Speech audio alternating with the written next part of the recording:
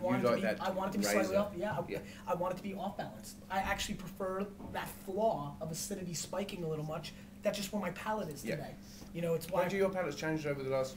Even throughout the show, even through the last 4 years of the show. Yeah, 4 years. I mean, your old oak monster. You don't see that anymore. Yes and no. I mean, I don't want to go too crazy, but I do. I definitely. The oak monster used to bother me more now. All of a sudden, a little oak won't bother me. Pretty good wine. Pretty good wine. Very difficult category. I feel like the one thing that if I would give a yin, there's a is there enough? The debate is respectfully, is there enough distinction between what this tastes like and what a $12 counterpart or a $10 counterpart brings to the table? And that is what I think New Zealand Sauvignon Blanc in general is going to be a very interesting debate to watch because it's clearly what happened to Australian Shiraz. Absolutely, yeah. What we're finding right now is that there's too much of an homogenous style of Sauvignon Blanc. I totally agree. Coming out of Marlborough. 1,000%. Hawke's Bay, ironically, are producing some fantastic, slightly different. Greener, sometimes a lot of green fruit, which I love. You know, that's me. I mean, I drink Chinon all day long, so I'm going to be appreciative of bell peppers and things of that nature. So, but I agree with you. I think the biggest concern for anybody within the industry is not letting all these things start tasting the same. Yeah. And when everybody extracts to the extreme on the flavor profile and doesn't respect the nuances of their terroir and their land, you start getting into a very dangerous zone. It's almost like Kiss. You know the rock and roll band Kiss? If you and I both put on the Kiss makeup, though we don't look exactly the same, we could put it on. We'd start looking the same, at least from the, and I feel like that happens a lot in winemaking styles. We need to respect all the little nuances and birthmarks and enjoy the little crinkles. 1,000%. You got to embrace the crinkles. Yeah. So this is the Tamuna Road 08 new release Martinborough Pinot Noir from Craggy Range. And you know these guys pretty well. Very well. Yeah. We carry a lot of their wine and have done really well with their wines. And so Adrian Baker is the winemaker for these. He does all their cool climate stuff. Nice nose. And then you've got Rod Easthorpe that does all of the Bordeaux style in Hawke's Bay. I see. I didn't realize that. That's very cool. Yeah, they've got a cool climate and a warm climate. Very smart. And overseen by Steve Smith, the MW. Got it. Which is one of my questions going to be to you is, did you ever feel like going down the cause of becoming an MW? I'm not a good enough academic to pull it off. It's not how I'm wired. I don't think I would have had the skill set to do the studying in certain parts, the thesis. I don't think I could write the paper to pull it off. I really don't. So... what about if you could dictate it? Maybe. If I could dictate it, maybe. And I'm not even sure how the MW goes about that. I was a retailer and very old school immigrant. I was born in Russia, as you know, but I'm sure most don't. And, I had to help the family business. I just didn't have the downtime, I think, to really go there.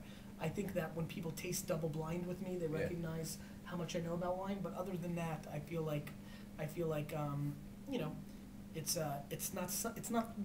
not the kind of thing that I strive for. I don't need that to justify what I'm doing. Not that I think the people that get it do. Some of my favorite people are MWs. Chris Cree is a dear friend of mine who's an MW, and I have enormous amounts of friends who are MSs, and I respect it greatly, and those people have better skill sets than I do in certain categories. Yeah, well, you found your niche. Yeah. I was going to say, would you have liked to have been known more for wine or for social media and new media, the stuff that you're doing? I want to be known for being a good dude. Well, you've achieved that. Well, thanks. Not yet. Still a lot of people don't know who I am. They see a lot of the craziness and the intensity, and it turns off some people. Yeah, but I think... Like I said earlier to you. Yeah, you should tell them that. I think that's a funny kind of thing. I tell everybody all the time that I saw Gary whilst I was standing in an operating theatre bored one night, and I came across Gary Vaynerchuk, and I can't watch this, and quite reserved initially. Yeah. And I thought, okay, cool, and watched it, and then watched another one. And when we got to kind of episode 180, 150, 180, there's a monster. And probably someone who's a bit more comfortable then started to emerge. become, like the Hulk, very like present. the Incredible Hulk. Yeah, it was like that, and kind of all this kind of clothes ripping off, and you actually became probably yourself. No question. And I thought, oh, geez, I'm not sure whether I can bear this. bear this.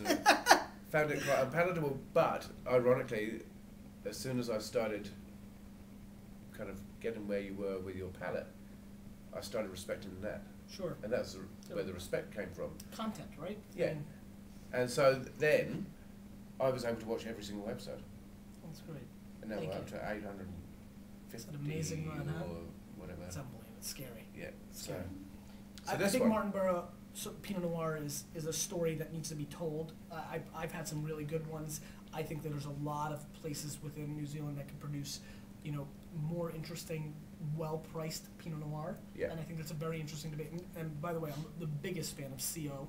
I think they make great Pinot, but there's different styles. Absolutely. I think Martinborough, I've been very attracted to their style of Pinot. This has an amazing kind of beef jerky kind of nose, great nose.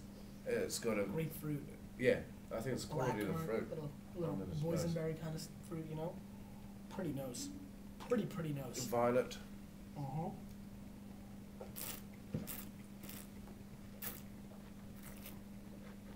This is really good. Wow. Very clean. If you love silkiness, this is your wine. I mean, this is silk. It is silk, but It's silk. there's a bit of heat at the end. A little bit, but I Yeah. don't mind it. And you know I hate the heat. I talk about that all the time. I feel like with food, this is a layup. So that yeah, the For you, heat. the heat is bothering you? I've become really heat sensitive of late. Yeah, especially when you're drinking at room temperature. Yeah. The heat's always going to be, I mean, Yeah. the heat came through here, but you know, you recognize that 90% of people who are watching this are going to Put drink it this in the cold. fridge. Yeah. How do Zealanders treat their red wines? Room temperature or cellar temperature by the most? What do Room. you think? Well, most of our wine nowadays, with the advent of the screw cap, is Sure. pretty much bought from the bottle store. So whatever Yeah. temperature comes from the bottle store Sure. is taken home. 20 minutes. Yeah, Later it's open. most wines are consumed Yeah. that quickly. Yeah. And so it's really what temperature the bottle store is, or if they've. The heat's not bothering me at all, and you know, you've watched, I'm super sensitive to heat. I do not feel the spike in alcohol. You know, maybe I'm just so used to all the bombastic stuff that I'm, you know. That I'm Oh, we're not talking kind of Australian kind of heat that you get off some of those big Shiraz. No, I don't feel it. Which I saw in Bordeaux. And the fruit is very clean. It is. Very clean. I'm much more bullish on this wine than the prior one. Much more. How much is it? $40. A little pricey. So A little less bullish. I mean, you know. So It's a $40 Oh, New wait, Zealand. that's right. Yeah. I keep getting tricked. So it's going to be $30 for you, pretty much. Yeah, I mean, $29.99. I could see a lot of people being very happy with this effort. Yeah. This very much competes in the U.S. market. Yeah. And the 08 for such a young wine, And that, but I do find it very young. but so approachable for its youth. It's like a mature 6-year-old. You know how sometimes you see kids playing around and they come and talk to you about like current events? You're like, kid, you shouldn't be talking politics. That's kind of what this wine reminds me of. It's kind of got maturity for its youth. Yeah, I mean, it is silky smooth. That's one of the It's so first smooth. things you notice as you swallow that wine. I like this wine. And so points for these two. I'd probably score this on Wine Library TV an 88, Yep. and this would probably be a 90, 91. How about for you? So I would probably go 89. Mm-hmm. A wine to get into the 90s for me has to be absolutely exceptional. So this is 89 as well? So, no, but it's ironically, I would say that's 90. Got it. Yeah. Right in there. Yeah. Right, So we're, yeah, it's we're, right on we're that in the cusp. same range. This is really well made, and I drink a lot of Pinot Noir from all over the world, and I'm surprised how silky smooth this is. It's Yeah. really smooth, and it's not an adjective. And you've watched 850 shows. You know I don't really touch on silky smooth that often. So that quite impressed me. I'm a little bit less sensitive to the heat than you are on Yep. this one for some reason, which is so rare for me being the not least heat sensitive person in the room. But there's a really intriguing kind of black cherry. I think violet's a great adjective. Black cherry kind of kirschy kind of flavor on the back end. And what I'm excited about is seeing what happens with this wine over 2-3 years. Plus, I think this will be a really good food wine. I think it'd be an exceptional food wine. Whereas this tastes like a lot of stuff for me. Like a lot of, I mean, there's a lot. Too homogenous for you. There's $9 wine that I've tasted like this.